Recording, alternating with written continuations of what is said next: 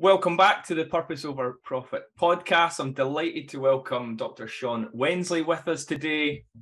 I've just finished, hot off the press, kind of reading your new book, which came out, I think, a few months ago.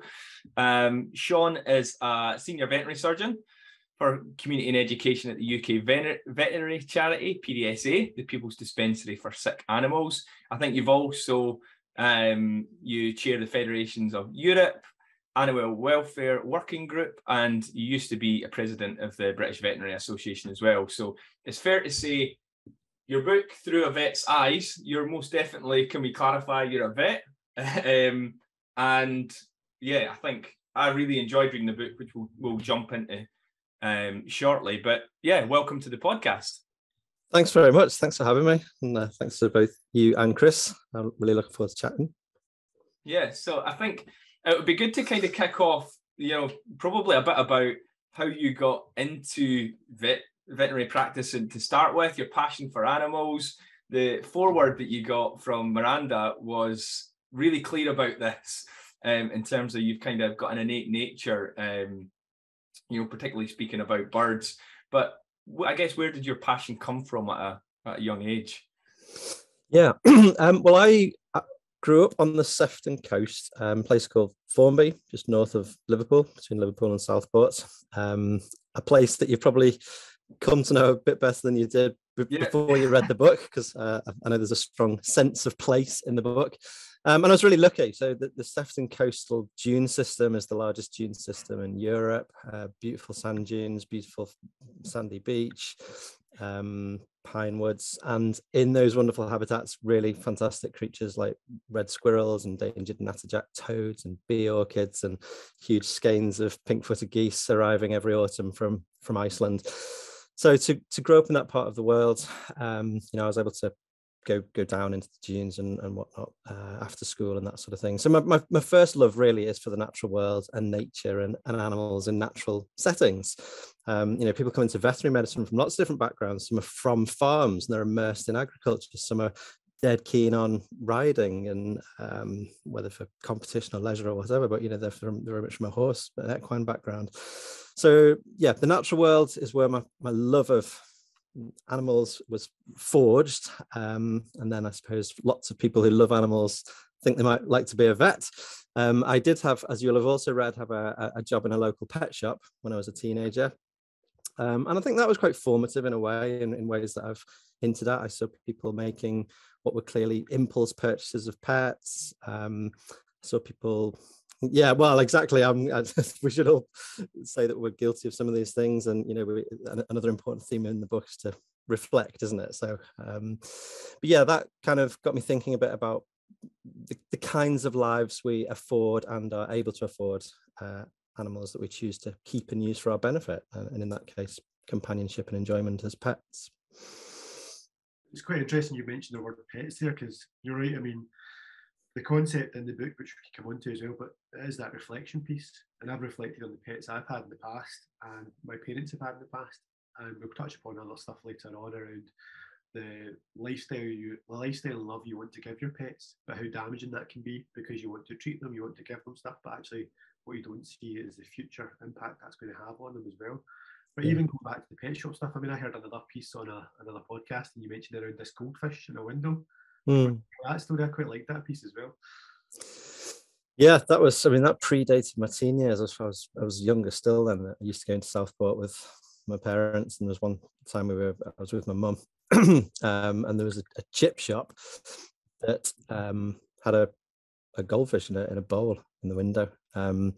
And I guess, initially I'd be quite attracted to that, and I'd enjoy going past and seeing the fish, because it's a live animal in an urban setting, and you take it wherever you can get that sort of access. But yeah, in the blistering heat of summer, and clearly this has been a theme in recent times as well, various animals in peril, I was more concerned about what I was seeing, because this little fish had no shade, which now we know is not great in its own right. There's no enrichment in this bowl, and it was roasting hot, so we my younger self wrote a letter, as you do, and asked my mum to post it.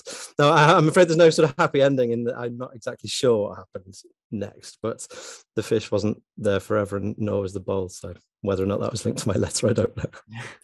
But I guess it does show the sentiment, I guess, there from an early age of this kind of caring nature towards, I guess, an animal, a sentient being, use that phrase kind of, throughout the book, which I guess modern society, I'm kind of generalizing here, but might have walked past. So yeah, I think that it definitely feels like it comes across as, say, you've got a fantastic foreword. In terms of diving into the book then, so what I didn't do is the subtitle, how we can all choose a better life for animals. All right. So, but it's very much through Sean's eyes, through a vet's eyes.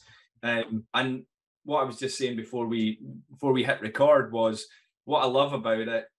You're very, very correct in terms of you give a place in the book, Formby, you growing up, you mix it with stories.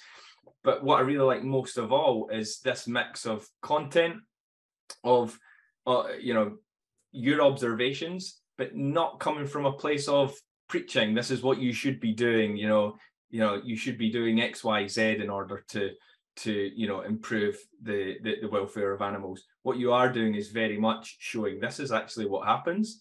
This is a lot of legislation, and actually looking at ways that we might be able to support. And there's a myriad of ways that we could look to support both government, both at a business level and as consumers ourselves. Which I know you kind of wrap up at the end of the book. But one of the first things that I think that I really picked up there was just, I guess, the legal requirements of animals. For the vast majority of people that will be listening to us, they won't be aware of the legal requirements for animal welfare. They may well be meat eaters or vegetarians or vegans, but actually not be crucially aware of how their animals that are brought to feed, I guess, ourselves. What duty of care, I guess, in terms of legal requirements do we have? Is that a good place to just kick off? Yeah, absolutely. And it really ties in to what we've just been talking about, because the way we've just sort of each gone back there and sort of hinted at our childhoods and our childhood pet keeping and thinking about pets and other animals that we've had contact with through our lives. I think that historical context is really interesting, and for humans writ large, never mind us three, goes back a long way. I mentioned Pythagoras in the book as an example of one of the early, sort of thinkers and advocates on animals. Now, better known for his geometry and maths. But since ancient Greece, at least, there's been this sort of waxing and waning concern and interest in how we ought to relate to animals that we now know are sentient. I mean, there've been lots of people in previous decades and centuries who've suspected it, but what we have now is a science that underpins that supposition, which has only been around. The science, so-called animal welfare science, has only been around for around 60 years.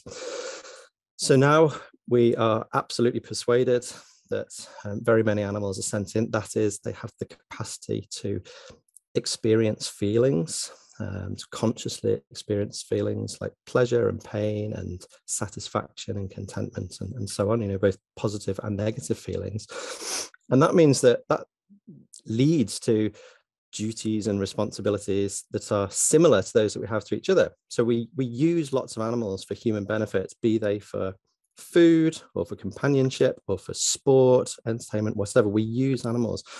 But if they're insentient, we can use them like we use an apple off a tree. We just pick them off the tree. If we don't like it, we can toss it away. If we want to kick it for a laugh, we can, just because we can. As soon as you are persuaded that entity that you're using is sentient, then everything changes. And the rule of sort of do as you would be done by kind of kicks in. So the reason why I wouldn't go up to either of you and punch you in the face or commit you to years of solitary confinement is not only because it's illegal, but because it's deeply unpleasant and not how I'd like to be treated myself. So those sorts of conclusions can be drawn then for sentient animals. And broadly speaking, as we say in the book, broadly speaking, we can either afford them rights that are very similar to human rights, And that's essentially an abolitionist agenda. And it says we shouldn't use them at all. We shouldn't enslave them for companionship. We shouldn't murder them for food. It has that sort of language and approach. And it's, as I say, it's an abolitionist agenda.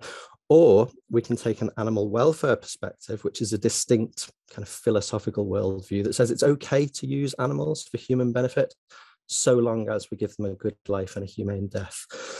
So the book really, having acknowledged that, and I have complete respect for both views. So, you know, there is a bit of a polarized discussion in society, particularly as you mentioned around things like veganism, with sort of warring factions. I would rather, for the sake of the book at least, just acknowledge that those two worldviews exist and 100% respect both of them. So, but then it mainly focuses on the animal welfare view, exploring through the chapters the different areas of animal use, and essentially laying out where I, not least as a vet, and very many others know that there are persisting welfare problems where we're not affording those animals a good life currently.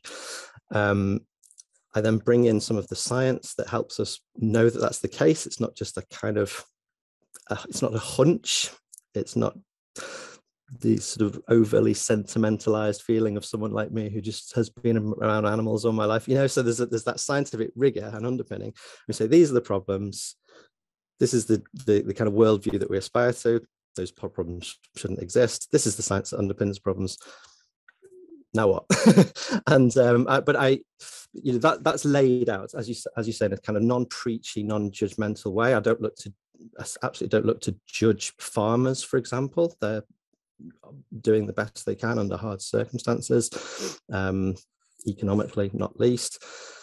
It's just laid out, but then I do want it to be kind of practical and solutions focused. So you can look to certain countries that have solved that problem, or you can look to certain farms or types of farms that have solved certain problems. And each time you think, that seems particularly intractable, there's often a business or a producer or a country that has either found a chink of light that they're working away on, or they've actually done more than that. And I really want to identify those examples and cling to them and say, look, that inspires hope that that problem can be solved, and then we move to the next one. Yeah, I mean, there's something in there as well, like and it comes across very much for those that like going, and I'd highly recommend you go and buy the book. You're out there in the thick of it. You're invited into farms. Every chapter's focusing on almost a different kind of large, basically an animal which we will eat, apart from horses, I guess, that's in there, although they will do it some areas of the world. But you're in there, you're seeing and observing. So you're bringing the science, and you've got the research that backs up kind of how those animals are being treated, but you're also mixing that with actually real life. You're in there, you're holding up, a baby lamb and crimping its tail, and so, and you're going through these experiences. I think that's the richness which comes through, and certainly for me brings the emotion into it, and lets me helps me understand what is it like, what is that like actually like. But coming back to the two almost areas that you mentioned around, you could approach it from an abolition point of view. So we forbid killing animals to eat them, enslaved as pets, even objectified like for our own, race horses just for our own amusement. Or there's a animal welfare. So we can do those things, but let's afford them as good a life as we possibly can. And you ask a question later on in the book, which is an animal suffering an inevitable consequence to desire to eat meat. Do you think that's true? Great question. Once you subscribe to the animal welfare view, and that being that they should have a good life and a humane death in return for the benefits that they bring to us, then there's something, of course, of a sliding scale of what a good life looks like. So a good life to one person may be judged as an acceptable life to another. I think the first thing to say is that's where we go back to the science. So the point of animal welfare science is to try to help us see the world, smell the world, hear the world through animals' senses. How do they better understand how they perceive the world, and then in particular what they need and want from their perspectives. And there are really what I find fascinating scientific approaches to assessing that, and to try and understand what a sheep or a guinea pig would prefer, given a choice of circumstances. So if we ask the question, what do animals want from a scientific perspective, then that'll give us a sense. But still, someone may say that, well, my garden's full of tubes and tunnels and platforms, and I've just got 2 rabbits and it's got the whole garden, and someone else has got maybe a large run with some of those things, and not so much else. So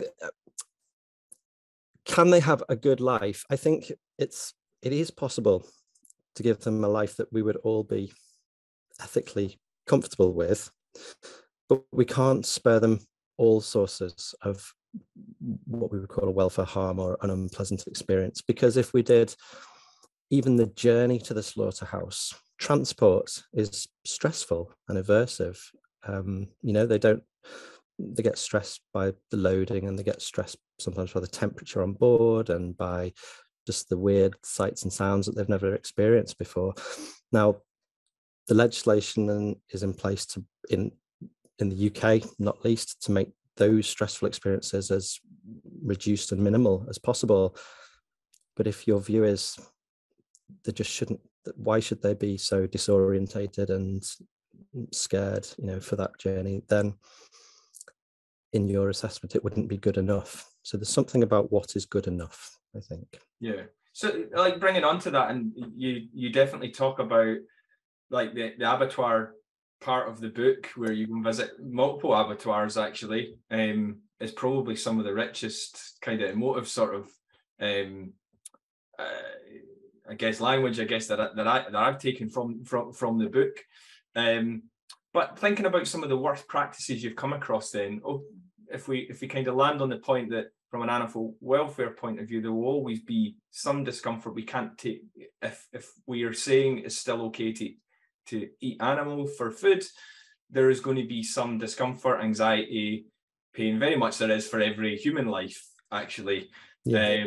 Albeit we're not used for food. But if we go along with that, what are some of the worst practices that you would say that are currently, I guess, being done that you think would take us forward the most? A really important question to ally to all of this is a practice necessary? So you're absolutely right that even in our own human lives, we're not free of mental distress and physical harm at all times. And a great example, you'll have been through this with your little ones, and I have mine, giving them a vaccination and taking them to the doctor, and they don't know what's going on, and they're anxious, and then they get something harmful that hurts them when the vaccine's administered. There's a harm that would be classed as a welfare harm, an aversive experience, but it's justified because very many of us feel that it's justified because we're trying to prevent a bigger harm. So there are certain things that go on. We might say, oh, but that's just a little thing, and that's just a little thing. An example, like you mentioned it, tail docking and castration of lambs that I speak about in the sheep chapter. So in those cases, they are classed under legislation as mutilations. So that's not unnecessarily emotive language. It's just what they're called. But we take a very, very tight rubber band, put them onto the tail of a young lamb, and then the same around the scrotum, and they constrict so tightly that in time the tail drops off and the testicles drop off. Now, as you would expect, science has absolutely confirmed that both of those procedures are painful. And so one problem you can have is people dispute that. And this is why the science is so important. So to most of us, they've got a nervous system like us. Those parts of the body are innervated the same way. Of course, it's painful. People say, no, they're just bleating because you've picked them up or you've separated them from the flock. You think that you're a lamb and you know what it's like. So the science kind of parks that. There are great scientific experiments to prove that it's painful. For example, you abolish all of the behavioral indicators of pain when you administer a local anesthetic, for example. But then you might accept it's painful, say, oh yeah, but it's just a little thing. It's a few days, a few hours. And how's that different from a vaccination for us? That's when we ask the question, is it necessary? And in those examples of mutilations, we use a framework called the 3 Rs, which is replacement, reduction, and refinement. So if we can we do it a different way so that we don't have to do it at all? We replace the need for that procedure. If we absolutely feel that we still have to do it, can we at least do it on the minimum number of animals possible? So we reduce the numbers. And then refinement for that reduced number, can we make sure we administer a local anesthetic and or a pain killing medication? So I use that example again. Mutilations in little calves are disbudding, where you gouge out with a hot iron the cells that would go on to produce a horn, so that they are hornless for the rest of their life. And castration again, it's the veterinary profession's clear view that you shouldn't only be giving a local anesthetic for those procedures where they're deemed necessary, but that we should also give a drug that's very similar to paracetamol, so that when the local anesthetic wears off, that still kicks in and manages the pain for longer. But just to make it clear, there are certain countries that don't even require the local anesthetic, and this is happening to millions of animals around the world. Sean, I think for all of the listeners there who gently walked in with the story of you ordering for a vaccination to the concept of everything else you've just discussed there is quite harrowing when you hear about it as well. And obviously you touched upon the welfare needs as well, to a point where I've listened to you before and I've seen some of the stuff as well. We talk about these kind of 5 welfare principles as well, and how you try to make sure you get the right balance, because as well as you might have 3 of those working in your favour, the other 2 may not be working in your favour. Can you explain those kind of 5 welfare principles to people? Yeah, absolutely. Thanks very much for that. So I think in a couple of the examples there, I focused on physical pain, and I jokingly used the example of punching you guys, and that's another example of physical pain. However, I did also bring in social isolation. So the not so flippant point is that our overall welfare or well-being or quality of life, however you want to describe it, is a combination of both physical health and mental well-being. I mean, that's increasingly recognized, isn't it, even for us as humans. So we want, when we look at either an individual animal or a group of animals, in thinking about, are they having a good life, it's helpful to use a framework, a tick list, if you like, that brings in the most important contributors or determinants of both physical health and mental well-being. I talk in the book about the so-called 5 freedoms, which are 5 things that, were animals free of those things, they would probably be having a good life or thereabouts. But actually, really excitingly, even in my own career, in 2006, the UK Animal Welfare Act was passed, and equivalent legislation in the devolved regions, which converted those 5 freedoms into the so-called 5 welfare needs. So now they're not actually just a theoretical kind of aspiration, but they're a legal duty, and they're environment, diet, behavior, companionship, and health. So is the animal that you're interested in, say they're your pet rabbits, have they got a suitable living environment? Have they got a suitable diet?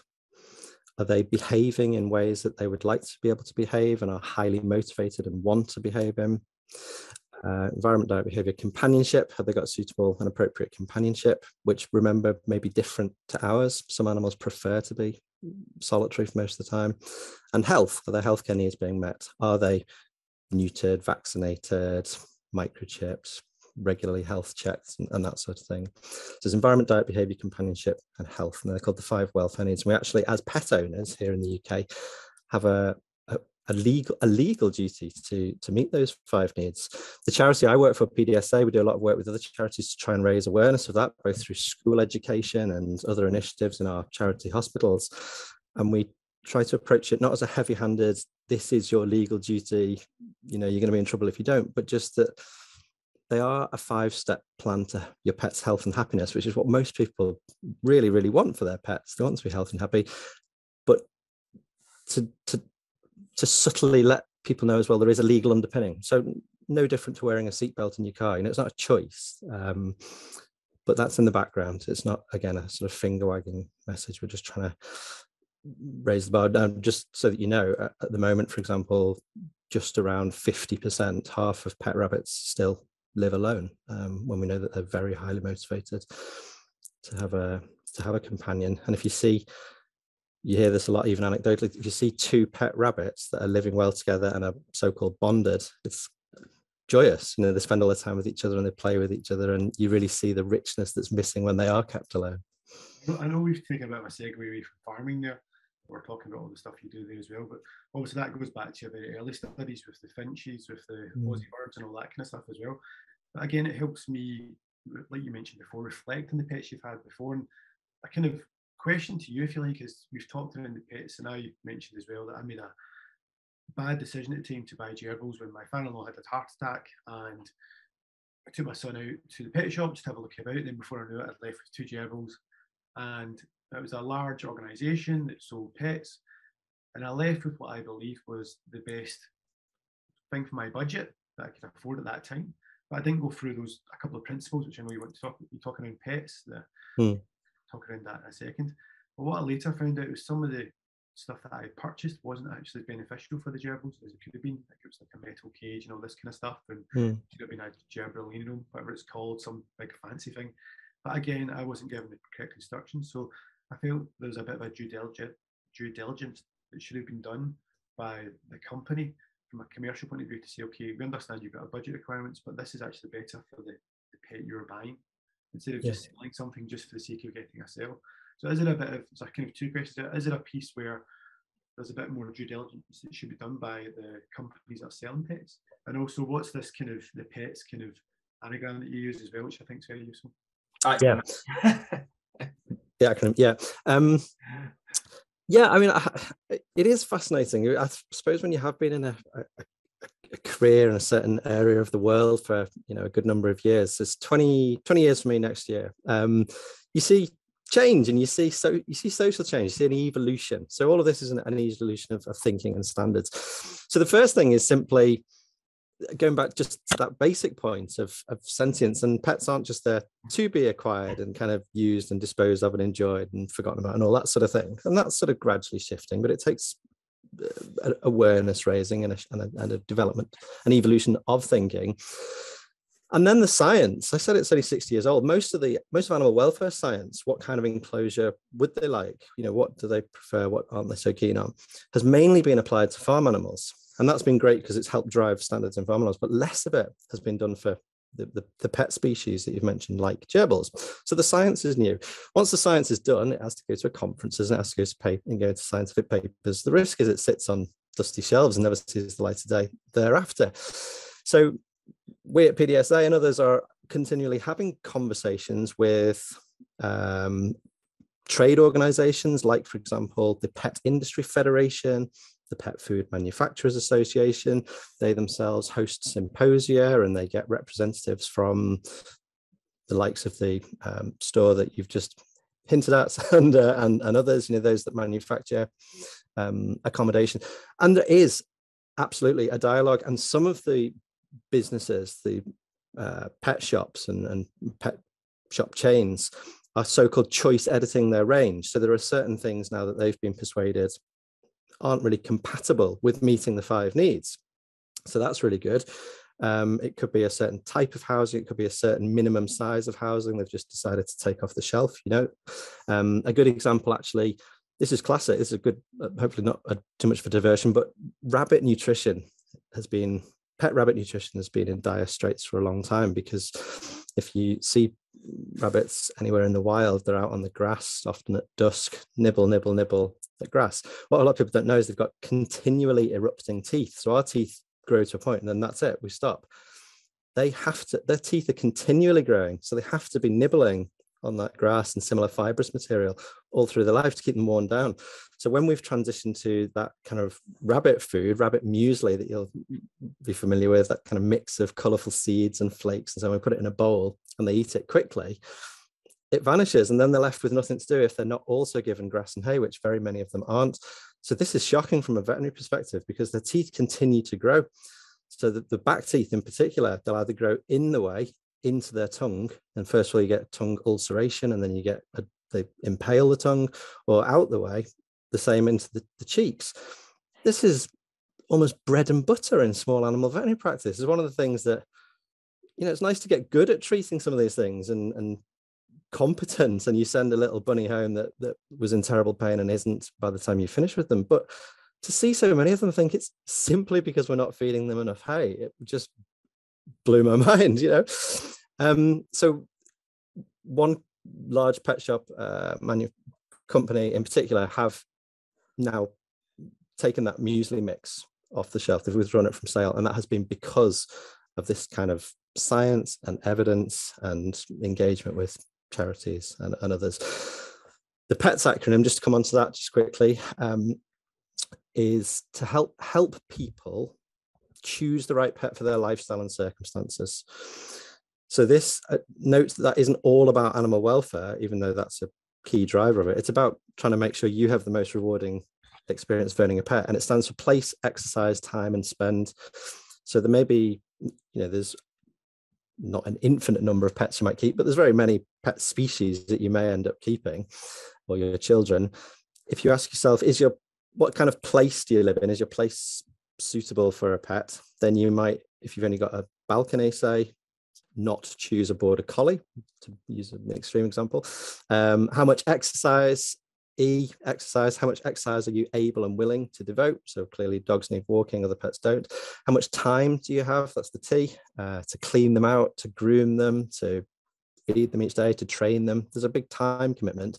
And spend, S, is to have a realistic understanding of what your budget is. A lot of people don't always fully appreciate the costs of pet ownership. I mean, that may be familiar to you both, Rob, but even just chatting the other day with someone, just the cost of food each month can be staggering, similar at least to a mobile phone contract.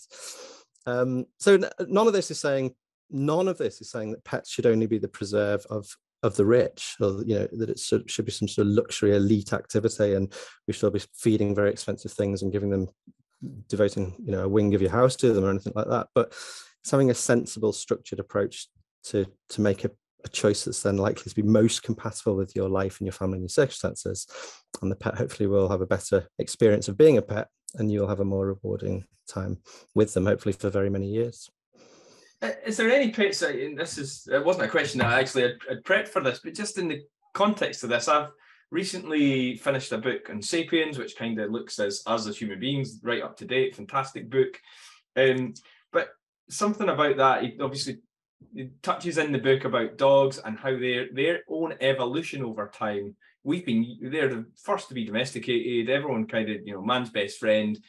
That's probably no surprise to anyone, but their evolution in terms of their attachment and almost companionship with humans has evolved and changed their own behavior over time. Are there any animals that you see as pets, routinely pets that we've got either in the UK or across the world, that at this point, from an evolutionary point of view, are at odds with, I guess, an animal welfare state and their ability to be able to even exhibit normal behavior because they are kept as pets? I do touch on that in a few places. One that springs to mind would be in the equine chapter. So the most common kind of point where that's relevant is when I mentioned behavior as one of the 5 needs: environment, diet, behavior, companionship, and health. A lot of our domestic species have an evolutionary legacy, which is what you've just touched on. So they evolved as a species long before us and distinct from us, or distinct from us. And then we've domesticated and brought them into our world. So we've selectively bred them for certain traits that are useful to us. So for dogs, that might have been herding or guarding. For farmed species, we've bred them to have a high rate of milk production or conversion of food into meat. We've selected for certain traits that are valuable to us, but they retain their evolved behavioral motivations. So I give the example of domestic chickens. They're evolved from the red jungle fowl in Asia. And red jungle fowl in Asia, when dusk falls, go up into they're ground-dwelling birds largely, but they go up into the trees and roost on a branch. And that behavior is retained and remains highly motivated in the domestic bird. And so the example I give of some people who are electing to, say, rescue ex-battery chickens or caged hens, you can then have them in your garden laying eggs for a couple of years after they've become commercially viable. They've only ever known the farm setting. They've only never known, in some cases, a cage. And when you let them out into your paddock or whatever it is you've got out the back, on the very first night, when the lights fall, they jump up onto a perch. That instantly kicks in, and I give multiple examples of that. So we're back on the horses. They, again, like rabbits, would graze for the majority of their day. Around 16 out of every 24 hours are spent grazing. They are very, very sociable. They have a high evolved requirement for companionship. They're herd animals. So when we keep them individually stabled, and like the rabbits, a very high concentrate, low fiber diet, then both of those are at odds with what their whole psyche and physiology have evolved to be. And it can cause real welfare problems that I talk about. Yeah, you talk about, I don't know whether it's 80% is kind of ringing in my head somewhere, but I can't remember why, but it's a lot about this acidic sort of reaction to their gut. They're used to be chewing and grazing, I guess, constantly throughout the day, whereas we've changed their diets to kind of routine meals at specific points of the day. And what that does is cause acid and gastrointestinal sort of issues that we can probably all relate to from an acid buildup. But unfortunately, there's no rennies and whatnot that the horses can pop. So. Well, only to say that. So you're right. It's around 80 to 100% of racehorses have got gastric ulcers when you test them with an endoscope. And we know that the gastric ulceration can be painful, but the response to that has been that a high percentage of them are maintained on a dose, a managemental dose of anti-ulcer medication. So we sort of medicate our way out of that problem in some ways. But there's clearly an ethical question there around whether we should be sort of subjecting them to that kind of dietary regime in the first place. The argument, or one of the arguments, is that because we want them to run so fast and to perform as elite athletes, then sadly, unlike a horse, they can't do that on grass alone. So they need a bit more fuel in the tank. They need cereal, high sugar, high carbohydrate additives, or supplementary aspects of their diet. But then, that puts their acid alkaline dynamic out of balance and predisposes them to ulcers, alongside other factors like just the stress of daily training. It must be also hard as well when you see a slight segue, we'll come back to it, but with the horse racing as well, when you see new rules and regulations coming around the use of the whip as well, and what can be done. But then there's counter arguments saying from jockeys that they say they don't have, their weight isn't physically strong enough to help maneuver the horse, then that's why they whip in a certain way. But then why do you need the whip? So, and dressage, they use the whip for certain other things as well. So it's a very political piece as well, isn't it? When you get into it, there's a health awareness of it as well, but then you're talking about the physical pain and the stress you're putting that horse through while racing as well. There's a great example in the book as well. I don't know whether you'd actually observed it, but I think it was a dressage competition and someone had came off. I don't know whether you can just elaborate on that a little bit. Yes, I think this is where we're talking about some of animals' supposed higher capacities, and I'm giving the example of pride. So there are some. This is a fine balance. On the one hand, I and others am appealing to all of us to recognize the commonalities and similarities between our subjective mental worlds, but not to go so far as then to infer that they're just like people. So there are some so-called higher order emotions that are probably not present in the animals that we keep and use. So pride is an example, jealousy is an example, which is sort of, you have to have a sense, obviously you have to be self-aware essentially, because you need to know how your mental world fits in a kind of set of rules that prevail in society, and why what you've just done is at odds with that rule. It's really that's a very social context, and I get it. I just read Sapiens, which is very much talks about how we separate ourselves, or how we are separated and have evolved to be the head of the food chain. But it's that social aspect of our brain development which is the distinguishing factor between other animals. Doesn't mean animals can't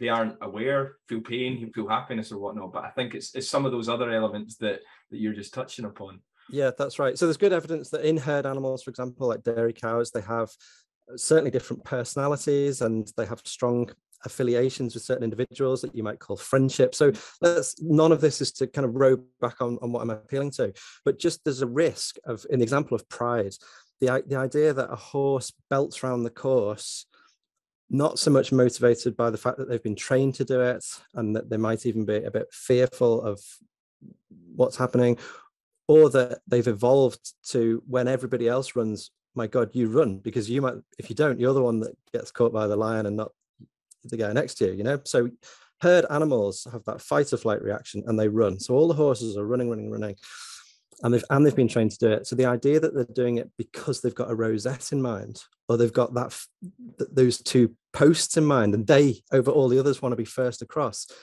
is probably fanciful and not, well supported by science. So the example that I mentioned in the book is, I was behind the scenes, as it were, at a horse show, and a lady rider came off. Obviously a big moment, and it hadn't, as you say, gone the way she'd hoped, and just started smacking the horse all around his or her head and yanking them and yelling at them. And all I was saying is that if she believed that a horse could experience pride and that they had lost their sense of pride, I mean, it could just be that she was really frustrated and angry and her own pride was pretty dinted. But you do hear, when you talk to people, explanations that my horse was desperate to win that particular one, and I can't believe, and they have quite elaborate narratives and explanations for their animal's behavior, which in a case like that really frustrates them, and they feel has frustrated the animal as well. But does that tie back to something Darren mentioned way at the start about ignorance as well? You talk about your own pets and how the obesity factor in pets as well is kind of scary piece as well. And I can relate to that. Like, we had a family dog and it was quite obese, and there was an ignorance from my parents, to be fair, where they put food out for the wildlife to eat whatever else, but then the dog would get sent out 5 minutes later, and that would just mop up everyone's dinner. And over time it became obese and blind and all these other conditions which are harrowing to the dog. But there's that ignorance when you just feel like you're giving it love, but at the same time you're not. Yeah, absolutely. So all of this, I think, is trying to, we're lucky in the UK, we call ourselves a nation of animal lovers, with this sort of self-declared nation of animal lovers. So we're not starting, as some countries are, from a point of, dumb animals, ignorant brutes, that kind of narrative. We claim to love them. So we have that as a foundation, a foundational sort of point in society. But then what we're really talking about in all these examples is converting that love into outcomes that are meaningful from the animal's perspective. And that means exactly everything we've said: understanding them, understanding what the world is like to them, and thinking what we can do to marry our resource provision with outcomes that they would choose for themselves. Unsurprisingly, what we tend to do, and the sort of entry point to the kind of discussion, if you like, is say anthropomorphize and imagine that they are just like us, that they're mini humans in scaly or furry or feathery suits, and we're just surrounded by hundreds of slightly unrecognizable little people. I think we've all met people that don't have children, and then all of a sudden they bring out their dogs and they talk as if that's their children. So we've all met people like that, unfortunately. Yeah. And so the obesity is absolute classic, killing with kindness. We love them so much that we give them a little bit of sausage, and we give them a little bit of another sausage, and we give them a little bit of scone and curry, all the treats and snacks that we're well aware of. We've got a pet obesity epidemic globally. In the UK, around 60% of dogs are either overweight or obese. Now, another hurdle to overcome there is people maybe view that or a lot of people might view that in quite positive terms and call them like little teddy bear and cuddly, and we like them to be a little bit sort of podgy because that's kind of cute and cuddly. So we sort of have to try and explain that as in people, it is a health harm. It's absolutely associated with health outcomes that we're familiar with in people, like diabetes and heart disease and arthritis and certain types of cancer. It would typically reduce the average lifespan of a dog by 2 years, which most people don't want. And separately from those health outcomes, it again, objectively and scientifically quantifiably reduces their quality of life. So they don't want to exercise as much. They've got less of an enthusiasm to get out of their bed. They don't want to jump into the back of the car for a walk. Now, the hopeful slant that I give on this, or at least the kind of little upbeat bit in the chapter, is just the delight of working with people. Once you've managed to have sort of some reasonable interactions in veterinary consultations, when we have that opportunity in a clinic situation to gently, compassionately get some of that messaging across. If we get them on board and they start a diet and exercise program overseen by the practice, when they lose weight, and so many of them successfully do, it's joyous, because they say, the classic line is, it's like having our old dog back. And I think I include that in the chapter, but they haven't realized that over very many months and years, the weight has crept on, the joie de vivre, if that's how you say it, has sort of declined.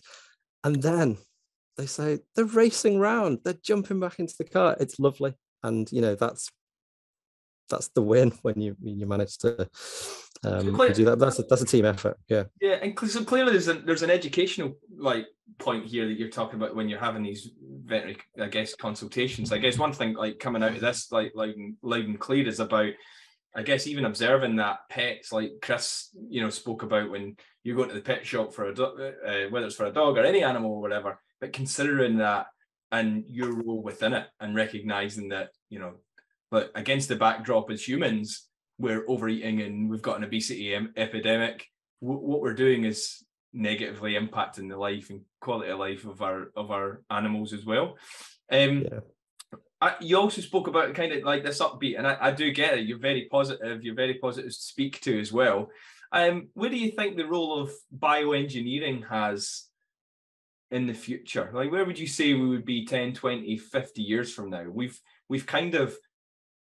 We've already used evolutionary practices, or shaped the evolution of these domesticated animals, or many of them, to our own needs, to increase this overconsumption, this overproduction. And that's male chicks you speak about in the getting killed after a day, male calves similarly, like, where do they go? And obviously, from a sex point of view, or a gender point of view, the bioengineering, you touch on it a little bit. Where do you see, and what role do you see kind of bioengineering and science, I guess, playing in trying to almost remove or replace some of the current welfare issues that we've got, maybe some of the darkest welfare issues that you speak about in the book? That's another really interesting question. Thanks. So when I talked about the 3 R's framework, the replacement, reduction, refinement, on replacement, there are some examples of bioengineering, I suppose, biotechnology, to try and solve some of the problems. So the dehorning, the disbudding of calves, where you remove their ability to grow a horn. You can breed so-called polled cattle, and you introduce a gene into the breeding program that means that they no longer grow horns because of their genetic makeup. So then the mutilation is no longer required. So there's a bit of a discussion at the minute, a bioethical debate around whether gene editing should be allowed in farm animals and in a growing way. There are certainly welfare risks with gene editing, but in an example like the one I've just given, there could also be some welfare gains if you're not opposed to it ethically per se. Similarly, there's the technology of the surplus male chicks, where this isn't so much an example of bioengineering, but an ability to see before they hatch what sex they are, and then you can discard eggs rather than live chicks. I guess in the broader context, so you can take, like lots of these things, you can do a thought experiment and take it to the extreme just to test where you sit on some of this. So if it was possible, for example, to breed, let's use the example of calves, cattle that couldn't feel pain, would you do that? And then you can basically do what you like to them. You can cut the tails off, and you can cut the testicles off, and you can cut the horns off. You can do as many unpleasant things you like if they genuinely can't feel pain. So would you bioengineer an animal to not be able to perceive pain? You could go further and say that you could potentially, theoretically, bioengineer them so that they were insentient. Then they wouldn't even know that they were in amongst thousands or on their own, that they had nothing to do, or they had everything to do that they didn't want. So would you tolerate in a thought experiment the idea of breeding insentient animals? If not, if you think that feels a bit kind of Frankenstein, a bit unethical, and not really where we want to be as a species, then which tweaks to the genome do you allow society to make, if any, and why? So I'll just part that. But then the bigger questions, I think, around animal agriculture in particular, and agriculture is the ones that we're well aware of, had the intersection between animal welfare as a social issue and sustainability more broadly. So climate change, biodiversity loss, antimicrobial resistance. Animal welfare is really, really important to me as a vet, but it's not the only player in town, is it? These issues are all critically important for us as a species and for the planet. My starting appeal is that animal welfare doesn't get lost in that debate. So as one of the responses to reducing carbon footprint of animal agriculture is to increase intensification, and you pack more in and you give them less to do, and that's at odds with animal welfare. So I really want to see animal welfare included in the discussion about sustainability, so that there will probably always be trade-offs, but you can't trade something off if it doesn't have a seat at the table in the first place. It's just, you can ride roughshod over it then. So let's include it. But with all of those other factors and considerations in mind, is bioengineering animals just to, again, be able to push them harder, produce more and more and more? How does that fit with the land use or the water use that's needed, or the soy from the deforested regions to feed them? So it might be that you tweak a small part of that system through bioengineering, but you've really continued to disregard the kind of broader system of which they're a part. So I'd see that as another risk of going down that route, without an awareness of the context. Yeah, there's certainly something in there about, like, when you talk about obesity with animals, and I mentioned, obviously, we've got an obesity epidemic as humans, this drive for growth and growth for growth's sake. I do feel like there's a bit of a tipping point that you're reaching of overconsumption, both environmentally, but from an animal welfare point of view, we're just kind of losing the sight of an animal that's gifted its life to, or we're gifting its life in order to eat it, and we need to be doing more on its journey from birth to abattoir. But even caps on our own food consumption, I think we're kind of getting to a point where the amount of sheer waste that we have as humans at any cost for growth's sake is just for economic consumption and growth it feels like we're getting to a tipping point, or at least I hope that we are. Yeah, and could I just say, Darren, if just coming on that point, I talk in the book about the less and better concept. So on meat and dairy consumption, as you know, it doesn't advocate vegetarianism or veganism. I think some people might expect that it would. I would reiterate, if someone chooses to do that, then that's absolutely up to them, and I can see good reasons for doing that. But it does advocate less and better consumption. So I think we do as you sort of say, over consume meat. There's the table in the book as well, graphic, yeah. Which I actually picked up chicken that was in our fridge, and it's red tractor, which it's saying to Jill, if we are going to go back to eating meat, it will be it'll probably be organic. It looks like organic's like the gold standard, but this is where I want to jump on, if that's okay, just very quickly, because we've mentioned the welfare, we've mentioned all this stuff.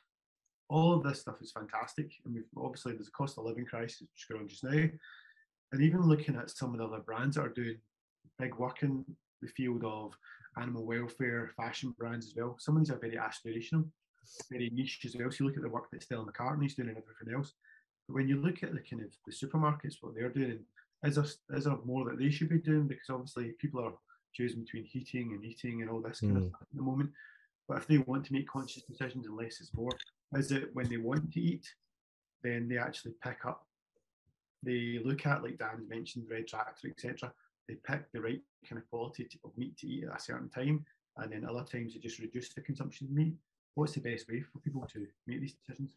Yeah, so I think I would want to proceed very sensitively here, and that being that I recognise that the cost of living crisis is real, and that there are people who have got very, very difficult choices at the minute. So, you know, it's absolutely not for me to say how or if people should be allocating their budget. Just in general terms, first is about awareness. So I think just recognising that when and if you choose so-called animal-derived foods from animals, meat and dairy, then you are essentially saying, again, this is a little bit glib, but you're sort of saying, I am content with the way that animal has been reared and the conditions it's had through its life and the treatments it's had, to the point that I will give you money to continue to do it. So let's just make sure we appreciate the link. We actually fund the practices that we've read about in the book.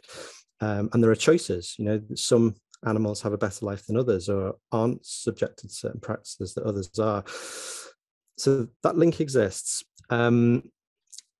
If you're able to do something about it as an individual, then one of the ways is that there are different logos and labels on meat and dairy products. So Darren pointed to an infographic, which is at the back of the book, which shows you what those logos are and some of the things that they mean from the animal's point of view. So, for example, some of the schemes don't allow the use of crates for sows that are confined in crates around the time of giving birth, or cages for laying hens. So if you have read those chapters and you don't like the idea of cages and crates, there are products out there that you can elect to buy that don't support them. I would make in terms of affordability, some people then think, oh yeah, but I can't go from a £2 chicken to a £12 chicken. That's just not feasible. So there's something about the perception of cost. It may be incrementally more, and it will be incrementally more. That's because we do the things that we do in order to drive the price down, and so that they're at the cost to the animal, of course. But often the gap between the higher welfare option and the low welfare option really isn't as high as you think it might be. So do have a look. And also I talk in the book that, surprisingly to a lot of people, some of the budget supermarkets are actually those that have the widest range of the higher welfare products. And I give the example of Lidl. So we shouldn't, again, think that that living a sort of ethical lifestyle in this way is all about a luxury for the elite and the privileged. The less and better model is quite nice in that you can reduce your consumption of meat and dairy, but elect to pay the same amount for it.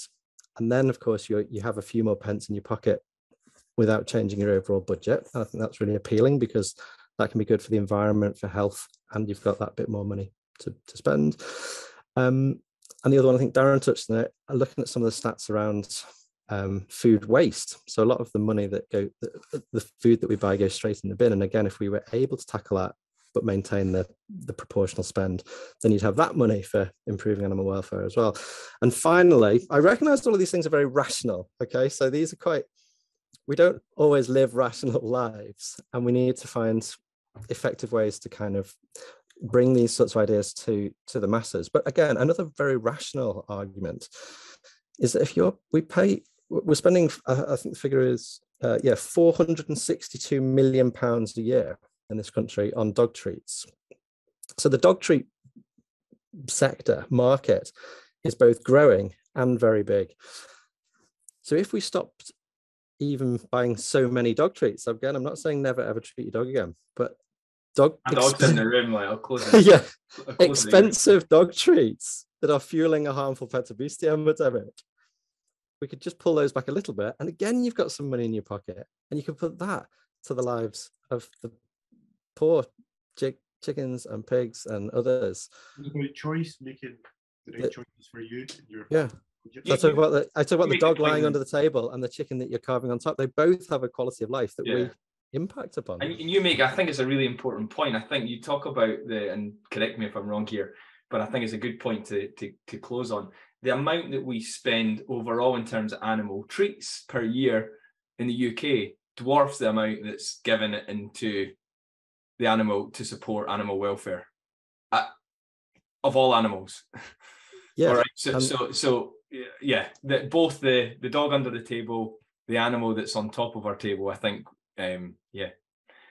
Yeah, and if you could, I mean, I talk a lot about biodiversity and conservation, nature and wildlife, as a thread through the book, and even just some of the facts and figures around that in terms of spend. It's the amount that we spend, £3 billion to protect nature, is less than half of Europe's annual spend on ice cream. It's like, again, there's a bit of a job to be done to encourage people to eat less ice cream. Yeah, I get, but it all goes down again to this obesity epidemic. There's no surprise with that in terms of what we spend our money, the waste that kind of comes out of this need for, growth. The economic machine almost doesn't care about how much waste. It's almost brilliant because it costs the consumer to buy it again. And, all of this stuff kind of goes together. So, yeah, I mean, I certainly hope that we're at a tipping point now to start moving forward. But I absolutely love your book. It's so, as I said at the very start, I think, for anyone that's not read it, get it through a vet's eyes. It's only out, it's been out the last couple of months. Yeah, it was out in the spring, and I'll just, by way of blowing my own trumpet, it was selected as one of the Financial Times best summer books of 2022. So it's been out long enough for the Financial Times to say it was good. I've seen that on your Twitter profile. I was like, that's fantastic. So there we go. Yeah, I was really pleased. So fantastic. Well, listen, thanks so much for dropping in and having a chat with us. I absolutely loved it. I love the additional element. I look at bioengineering, and say what we'll do with it as humans, but I love the kind of different thoughts you brought to that from a farming and from an animal perspective as well. So thank you. And it's been lovely talking to you. Thanks so much. Really absolutely love being here. I love meeting you both and chatting. Brilliant questions. Thank you. Great to meet you. Thanks, Sean. As always, thank you so much for listening to the Pot Pod this week. If you'd like to leave a review or share the podcast with others, then that'd be awesome. You'll find us on Instagram at the Pot Pod, and on Facebook we have a community group called Purpose to Progress that anyone can join. And we'll be back every Monday with a new episode, but until then, stay on purpose and we'll see you next week.